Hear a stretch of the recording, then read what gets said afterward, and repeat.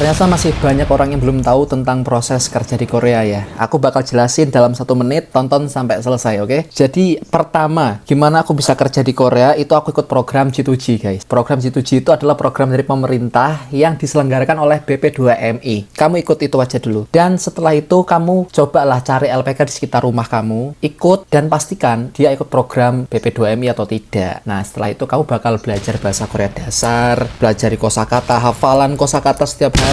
Terus nanti kamu bakal latihan ujian di LPK kamu ya. Setelah latihan soal-soal yang banyak sekali itu, sambil menunggu proses ujian, jadwal ujian, kamu bakal setiap hari bakal menghafal kosakata. Intinya seperti itu. Setelah kamu belajar bahasa Korea mulai dari latihan soal dan listening, nanti bakal ada pengumuman ujian, dan waktu pengumuman ujian itu kita nanti bakal mendaftar dulu guys. Mendaftar ikut program ujian itu nanti. Setelah mengikuti pendaftaran, kita nanti bakal verifikasi data diri. Setelah itu kita bakal mengikuti ujian. Setelah ujian kalian lulus ya, itu kita bakal lanjut ke skill test. Tapi kebetulan kalau aku dulu nggak ada skill test karena aku adalah gelombang COVID, jadi aku tidak ada skill test. Tapi setelah ujian bakal ada skill test. Setelah skill test dan semuanya lulus ya guys, itu kamu bakal ngurusin berkas sending. Berkas sending itu isinya adalah data diri kita. Itu ada kayak, bisa dibilang kayak lamaran kerja lah guys ya. Setelah kita kirim sendingnya, kita menunggu. Dan disinilah tantangan sebenarnya selain ujian yang kita lakukan itu.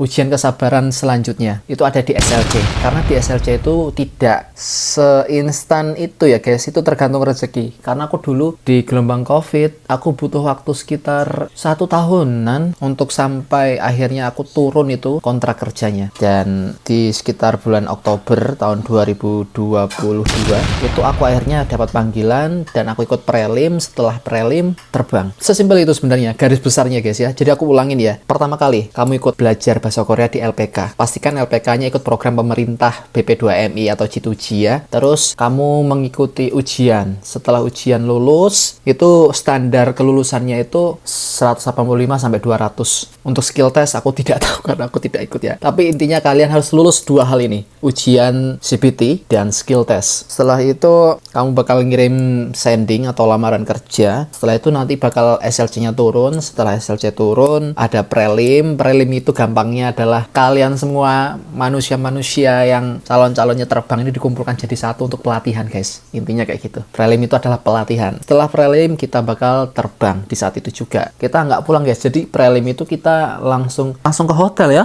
Setelah di hotel, kita menunggu besoknya untuk terbang. Kalau kamu masih penasaran tentang hal lebihnya, mungkin aku bakal buat video lebih panjang di YouTube saja. Terima kasih.